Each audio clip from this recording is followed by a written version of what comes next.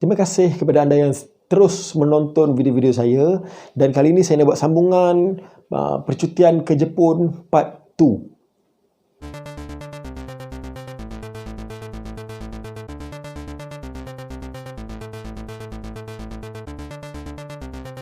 Assalamualaikum, selamat datang ke channel Syed Judin Sembang.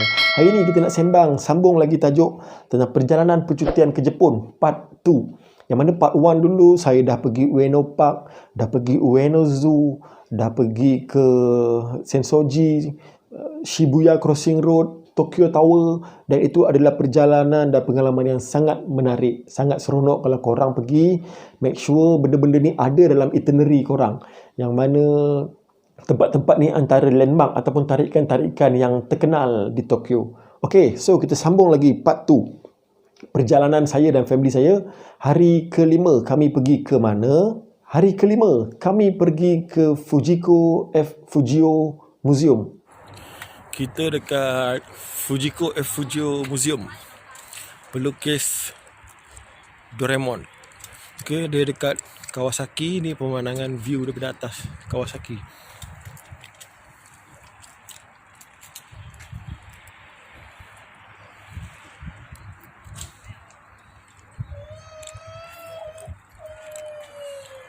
Jom kita tengok apa ada kat museum dia. Yang mana Fujiko ni adalah pelukis untuk kartun Doraemon. Okay, siapa yang childhood dia membesar dengan Doraemon, kartun-kartun Doraemon, dia mesti nak tengok satu hari nanti, mesti nak tengok penghasil ataupun cipta ataupun museum dia macam mana kan. So itulah yang saya dan isteri saya pun tertarik nak pergi. Tapi nak dapatkan tiket dia, bukan boleh dapat beli, pergi dekat kaunter tu terus beli. Dia ada cara nak dapatkan tiket dia, bukan beli macam tu. Tapi dia terletak jauh sikit daripada Tokyo, iaitu di kawasan Kawasaki. Okay, so tapi still boleh sampai dengan train, tak ada masalah. Itu yang menariknya kan, jauh pun kita boleh sampai dengan train.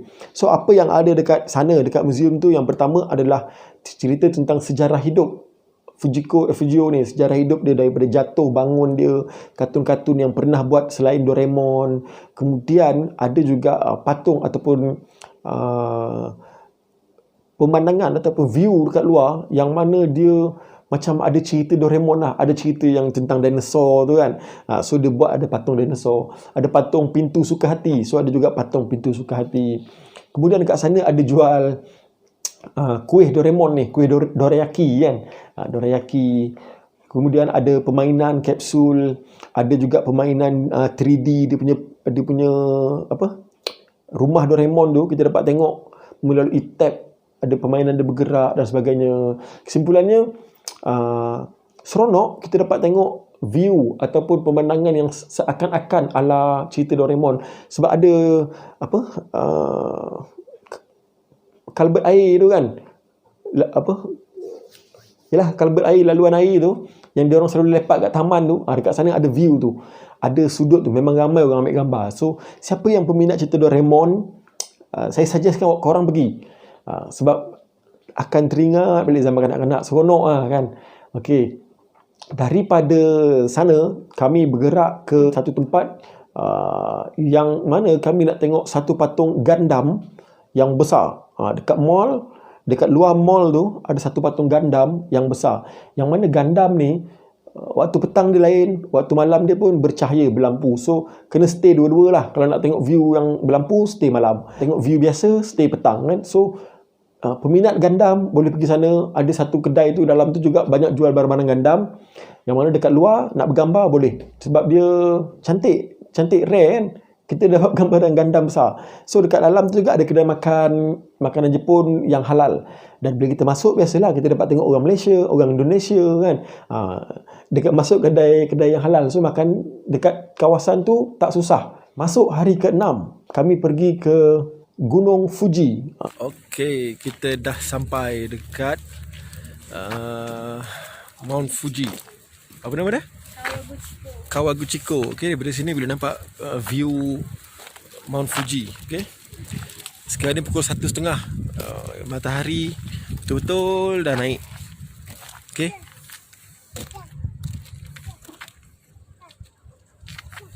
Tu dia Mount Fuji. Alamak, tak clear sangat. Okay, pagi tadi ngam-ngam nampak topping atas dia yang snow tu. Okay, sekarang ni matahari dah naik. Jom kita sambung jalan. Mount Fuji ni trademark Jepun, trademark semula jadi, trademark mana terkenal lah kan. Fuji ni dekat Jepun sebab dia adalah satu gunung yang unik. Dia ada cap kat atas dia tu, snow dia tu yang unik. Okey, jadi nak pergi ke sana, dia ada dah di kawasan Kawaguchi-go. Okey, yang mana bila kita pergi sana, ada orang yang dia pergi ke Kawaguchi-go tu, dia akan bermalam satu hari sebab dia nak dapat view Fuji daripada waktu pagi. Okey, tapi kami tak buat macam tu lah. Kami pergi tu dah macam tengah hari nak ke petang. Cuma masalah dia adalah matahari tu di atas dan dah nak turun. So ikutlah, ada orang yang kena time hujan tak dapat tengok Fuji, ada yang kena time berawan pun tak dapat tengok Fuji. Dan Alhamdulillah memang rezeki kami lah, kami pergi, kami dapat tengok Fuji dengan sangat jelas, view yang sangat cantik. Subhanallah, memang cantik kan. Dia dikelilingi oleh tasik kan. Dia kalau kita pergi sana, kita boleh naik bas, berhenti banyak checkpoint. Okey, kita berhenti mana-mana checkpoint yang kita nak ambil gambar, kemudian nanti nak balik, naik balik dengan bas yang sama. Dia laluan dia sama macam tu. So dekat sana perjalanan memang satu hari dekat Fuji. Memang satu hari dekat Fuji tu. Tak boleh nak buat itinerary pergi tempat lain sebab dia perjalanan dia jauh nak ke sana. Dan kalau kita, sebab tu ada orang akan bermalam dekat sana satu hari. Jadi kalau kita ada itinerary lain, dia akan rushing, kacau. So satu hari tu kami pergi dan balik ke hotel. Pada saya sangat puas hati sebab view dia sangat cantik. Memang menarik. Siapa yang pergi ke Jepun, tolong juga masukkan itinerary ni. Tapi bergantung juga kepada rezeki lah kan. Ada kawan-kawan yang pergi tak dapat tengok. Tapi saya Alhamdulillah lah rezeki dapat tengok. Dan hari ke-7 akhirnya, masa yang kami pergi Korea, kami tak dapat buat main ski, main snow kan. Akhirnya di Jepun, Alhamdulillah rezeki dapatlah pergi ke main snow di satu tempat. Okey, kita dalam Mitsumata roadway. Kita nak pergi naik atas. Okey, dalam ni ada 6 orang ni.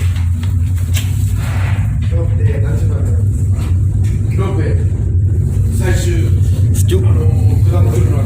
Okey, kita tengok ke atas. Pergi ke sana pun sama, satu hari perjalanan. Kita tak boleh ada itinerary lain pada hari itu sebab tak puas kalau nak main sekejap. Ada orang akan pergi pada waktu pagi, dia nak main sampai petang. Kami tak dapat pergi pada waktu pagi sebab yelah kita bawa anak kecil kan. Waktu pergerakan timing tu agak terjejas sikit. Bukan terjejas lah, agak kena susun kan. So bila kita sampai sana, kita dapat main, kita dapat tengok suasana atau pemandangan yang sangat cantik. Memang satu impian lah daripada kecil. Tak pernah terfikir untuk bermain salji, pegang salji, gubal-gubal baling kan. Memang satu angan-angan yang menjadi kenyataan lah.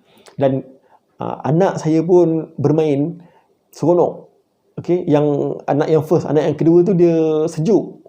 Okey, yang tu kami kena keluar dan masuk ke dalam food court. Food court dia panas kan, nak panas kan. And then keluar, masuk balik. Okey, jadi anak yang seorang tu dia excited main kat luar baling-baling dengan anak-anak orang Jepun kan. So satu pengalaman yang seronok, menarik dan kalau boleh rasa nak pergi lagi lah. Tapi tunggu anak-anak besar sikit lah bagi dia orang boleh handle sendiri. Sebab kita dah pakai macam-macam pun sebenarnya still sejuk dekat atas tu. Jadi apa lagi budak-budak kan, anak-anak. Tapi siapa yang boleh main ski, korang boleh main lah. Macam saya tak boleh main, tak boleh nak balance badan kan, jadi kita jatuh. So kita main yang basic-basic je lah, cakap baling-baling, buat apa, snowman, buat patung-patung sikit, buat gumpal, buat baling, atau main gelongso dia tu, benda-benda basic-basic lah kan. Boleh lah. Pada hari yang ke-8 daripada hotel kami yang kami duduk sepanjang sebelum-sebelum ni lah, 7 hari tu, kami berpindah ke satu hotel yang dekat dengan airport. Sebabnya kami tak nak tertinggal flight, terlepas flight. Yelah, bawa anak kecil ni nak bergerak lambat, dia akan ambil masa. So kami takut terlepas flight dan sebagainya. Kami pindah ke hotel yang lebih dekat, dalam berapa km dekat je. Dan hotel tu pula memang ada bas atau free untuk ke airport. So pagi-pagi kami bersiap, kemas, kami beratur dekat depan bas dia tu.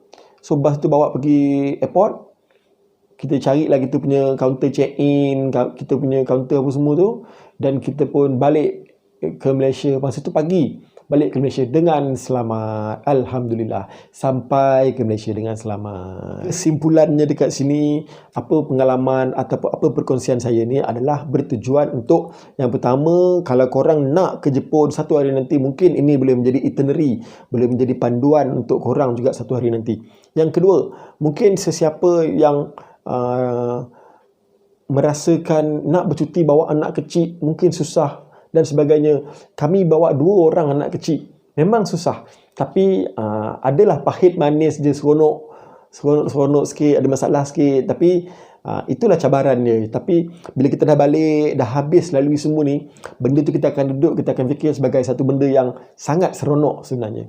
Jadi pada saya, carilah masa, kalau boleh kita pergi bercuti, spend time, release tension dan sebagainya. Sebab bercuti ni pun orang kata jauh perjalanan, luas pemandangan. Betul ke? Okey, jadi kita dapat berjalan, kita dapat tengok negara orang. Orang kata Jepun negara yang maju kan. Orang kata Jepun negara yang berdisiplin, orang kata Jepun negara yang bersih. Kita pergi sendiri, kita tengok, betul ke kan? So maju tu memang majulah kan. Ada satu bangunan tu, bangunan sahaja khas untuk jadi tempat parking kereta.